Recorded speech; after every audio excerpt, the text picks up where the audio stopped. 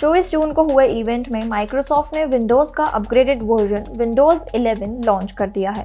Windows 11 के design में कई बड़े चेंजेस किए गए हैं।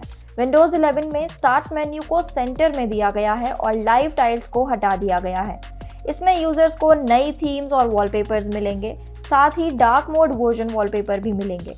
इसके अलावा स्टार्टअप साउंड, आइकन्स और यूआई डिज़ाइन भी नया होगा। इसमें दिए गए विजिट फीचर्स को आप पर्सनलाइज कर सकते हैं। यहाँ यूजर्स को न्यूज़, वेदर से लेकर सभी ज़रूरी विजिट्स दिखेंगे।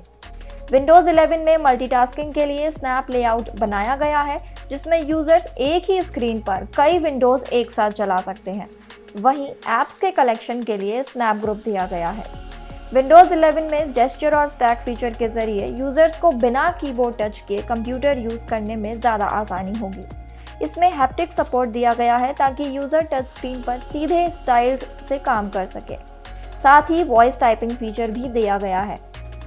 और अगर आप फिल्मों के शौकीन हैं तो आपको विंडोज़ 11 के स्टोर में फिल्में और सीरीज़ भी मिलेंगी। यूजर्स यहाँ फिल्में रेंट पर ले सकते हैं या सीधे खरीद सकते हैं।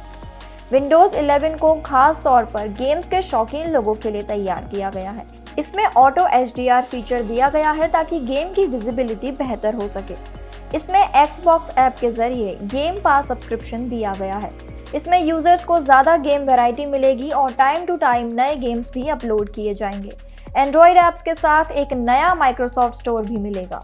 विंडोज़ 11 2021 के एंड तक डाउनलोड के लिए अवेलेबल होगा और ये विंडोज़ 10 यूजर्स के लिए सिस्टम अपग्रेड के तौर पर फ्री में अवेलेबल होगा। वीडियो अगर आपको पसंद आया हो तो इसे लाइक, शेयर और हमारे चैनल को सब्सक्राइब करना ना भूलें।